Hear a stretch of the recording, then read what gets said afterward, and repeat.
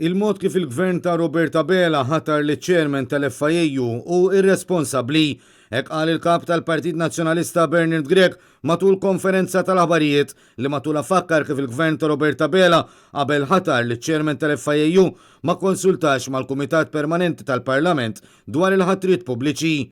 Meta inti kollok liġi u din f'dan il-każ huwa liġi inutli tagħmel liġijiet sbieħ, inutli tagħmel liġijiet tajbin, inutli anke bil-magħna nagħmlu liġijiet jew fuq suġġerimenti tagħna nagħmlu liġijiet illi propri jistgħu itejbu u jsaħħu l-ġurisdizzjoni Maltija u jagħmlu aktar attrajenti lill-investitur, illi l-investitur jara l-pajjiżna aktar serju jekk imbagħad dik il-liġi ma tiġix segwita jew eżegwita. Akkumpanjat mid-deputat nazzjonalista Kerel Aquilina, Bernard Grech qal li l-Partit Nazzjonalista u kommess ikompli joħroġ li tal-biberija biex jara li isem pajjiżna jkun rikonoxxu dejjem aktar.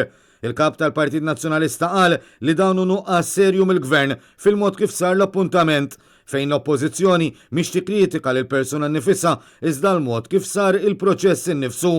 Minnaħa tiegħu Kerel Aquilina fakkar kif l-att tal-liġi dwar l-amministrazzjoni pubblika tisħaq li l-Prim Ministru għandu jażel persuni f'karigi bħal ta' ċermen tal-FIU wara li jibgħat ittra li ċermen tal-Kumitat Parlamentari ħalli l-Kumitat jiskrutinjah. Jekk il-liġi timponi li jkun hemm l-iskrutinju parlamentari, ħatra li ssir mingħajr l-iskrutinju mhijiex skont il-liġi u mhijiex valida. Din hija ċarissima ħafna fil-liġi illi dan huwa obbligu mhux jista' l-Ministru jibata imma għandu jibata u f'dan il-każ il-persuna li kellha tibgħat lill-Kumitat isem dan il-persuna kien il-Prim Ministru innifsu.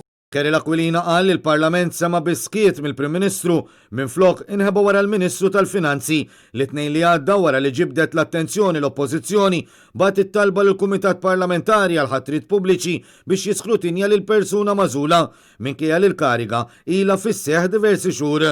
Id-deputat nazzjonalista qal li skont il-liġi it-talba mhijiex valida la darba suppost issir mill-Prim Ministru u l-iskrutinju kellu jsir qabel. Mistoqsija mill-ġurnalisti kemm il-kap tal-Partit Nazzjonalista kif ukoll Kerel Aquilina fakru fir-rwol tal-Oppożizzjoni li tkun assis u tiġbed l-attenzjoni tal-Gvern f'ċirkostanzi bħal din.